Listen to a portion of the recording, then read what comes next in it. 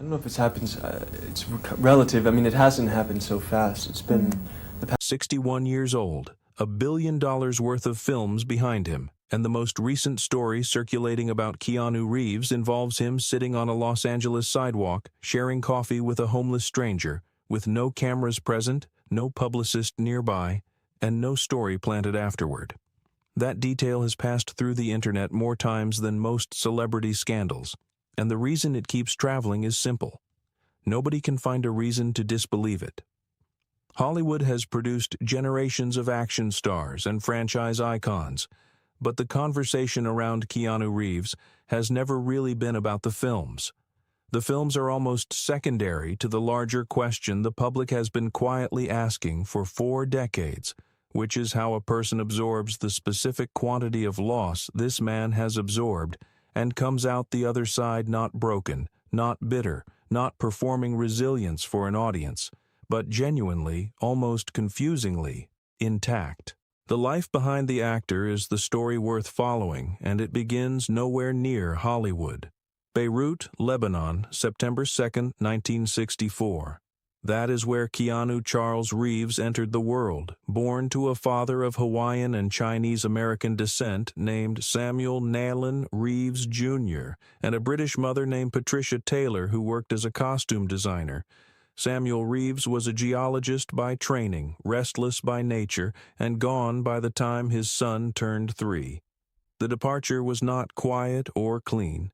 Years later, Samuel Reeves was arrested for heroin possession at Hilo International Airport, and that arrest pushed Patricia Taylor into motion, gathering her children and leaving, cycling through Sydney and New York before landing in Toronto in 1970, where she decided the running would stop.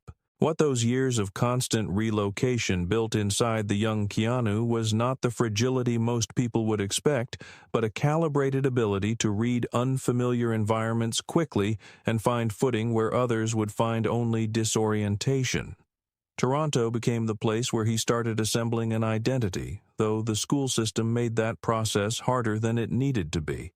4 different high schools in 5 years, an expulsion from at least one of them, and a diagnosis of dyslexia that turned every classroom into a space designed to remind him of what he could not do easily.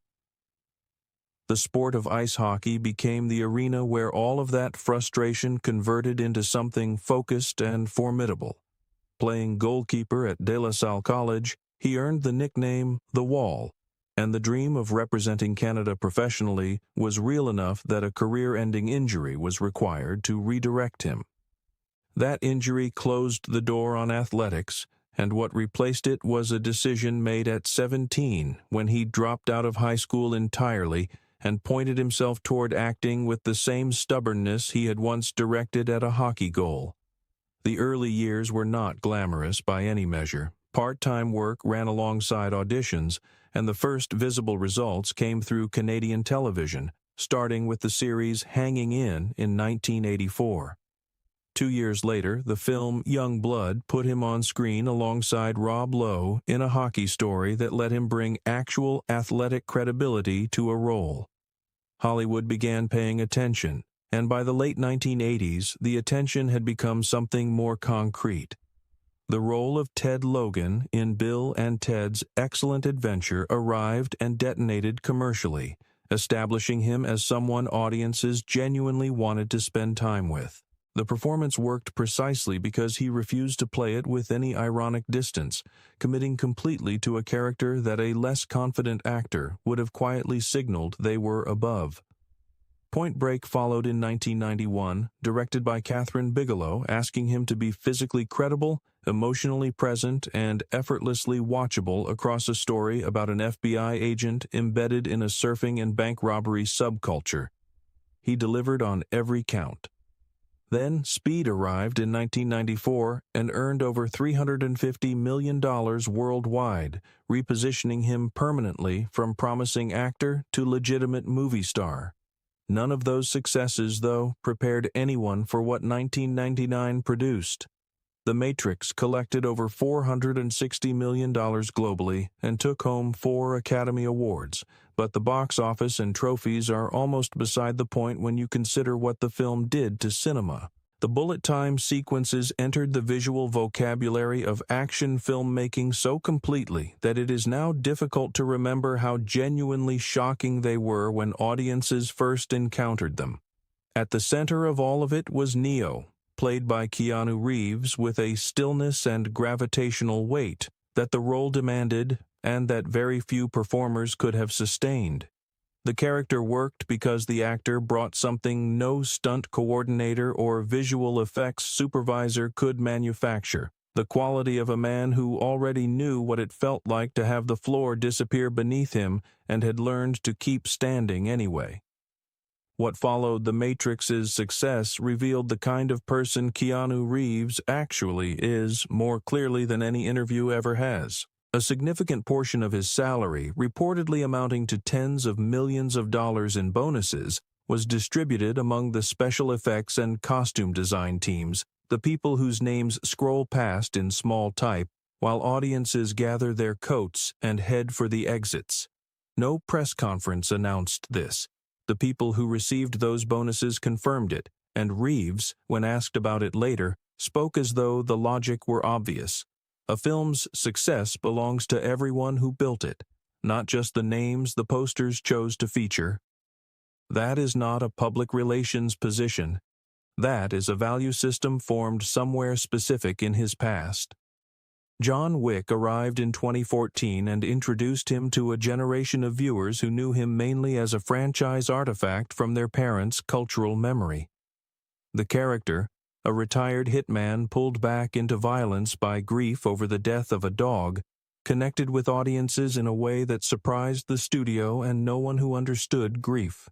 The premise understood something true about loss, that it does not scale proportionally to what the world considers significant, and a person can come undone just as completely by the death of a small animal as by any larger tragedy, because the dog was not just a dog. Across 4 films, the John Wick franchise earned over $1 billion total, and as of 2026, Lionsgate has confirmed that a 5th film is in active development. Reeves is expected to return, meaning a man in his 60s continues training daily in martial arts and tactical shooting, performing the majority of his own action sequences in films that would give significantly younger performers pause. None of the professional success touches the part of his life that actually explains him, and that part begins with loss arriving early and refusing to stop. River Phoenix died of a drug overdose outside the Viper Room nightclub in Los Angeles in 1993, 23 years old and gone between 1 hour and the next. The two had developed a genuine bond while making My Own Private Idaho, and the specific brutality of that death introduced Keanu Reeves to something his childhood had approximated but never fully delivered: the experience of a person who was present and vital simply ceasing to exist. Professionally, 1999 was the greatest year of Keanu Reeves's career. Personally, it became something entirely different. His girlfriend, Jennifer Syme, gave birth to their daughter, Ava Archer Syme Reeves, who was stillborn just days before Christmas. The relationship fractured under the weight of that grief in the months that followed. Then, in 2001, Jennifer Syme died in a car accident in Los Angeles. Reeves buried his daughter and then the woman he loved within 2 years, and he did it without public breakdown or visible collapse. Some people read that composure as absence of feeling. The interpretation misses the reality entirely. He had simply learned, from the age of 3 onward, that survival required going inward rather than outward. Through those same years, his sister Kim Reeves was fighting leukemia, and for more than a decade he directed enormous financial resources toward her treatment without making that fact part of his public image. Out of those years watching cancer work on someone he loved, he quietly established a charitable foundation focused on pediatric cancer research. His name does not appear on it publicly. The foundation has continued its work regardless, helping children and families who will never know the name behind it, and that anonymity appears to be entirely intentional.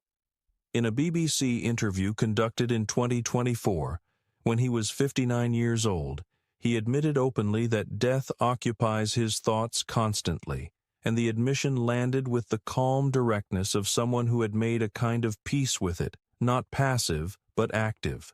Thinking about death, in his telling, sharpens the present and removes the trivial.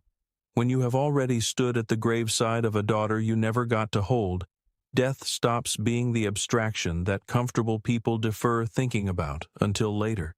That reckoning built a philosophy, and the philosophy built the person the public has been watching and trying to decode for 4 decades. Asked on a television program what he believed happens after death, his answer was quiet and short. The ones who love us will miss us a lot. That sentence circulates not because it is clever, but because it is honest in the way only someone who has sat with the question long enough to stop needing a more elaborate answer can be. By 2026, the relationship between Keanu Reeves and visual artist Alexandra Grant remains the most visible partnership in his personal life. The two became publicly visible as a couple in 2019 after years of creative collaboration that combined his writing with her visual art.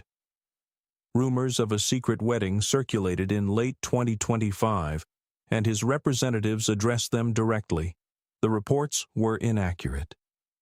At the premiere of Good Fortune, a film he completed despite a severe knee injury he described as his knee being crushed like a chip, he spoke warmly about the depth and length of their connection. For a man who has lost as much love as Reeves has lost, the way he holds this relationship without performing it or submitting it to the machinery of celebrity coverage communicates something more clearly than any statement could. The creative work continues expanding. The BRZRKR comic book series he co-created achieved genuine publishing success, and the comic Light Draws Breath is confirmed for release on May 20th, 2026. Voice work for the character Shadow in Sonic the Hedgehog 3 brought his quality of stillness into animation just as effectively as live action. Good Fortune is scheduled for release in 2026. The Matrix 5 remains in active script development, with director Drew Goddard confirming the writing process is on track. John Wick 5 is in development at Lionsgate. At 61, the pipeline of work is not slowing, and neither is the person building it. What draws the public back to Keanu Reeves, what keeps the stories traveling and the sidewalk coffee photograph being shared every few months, is not manufactured mystery or carefully managed distance.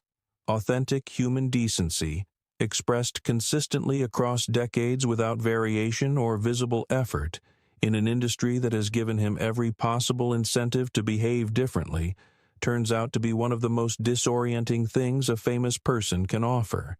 People keep returning to find the catch because the absence of one does not fit the template they have been given for understanding fame, wealth, and celebrity in entertainment and popular culture. The template is wrong. Keanu Reeves absorbed losses that arrived early, hit without warning, and never fully stopped. And what those losses built was a man who understands at a cellular level that grief and gratitude draw from the same well.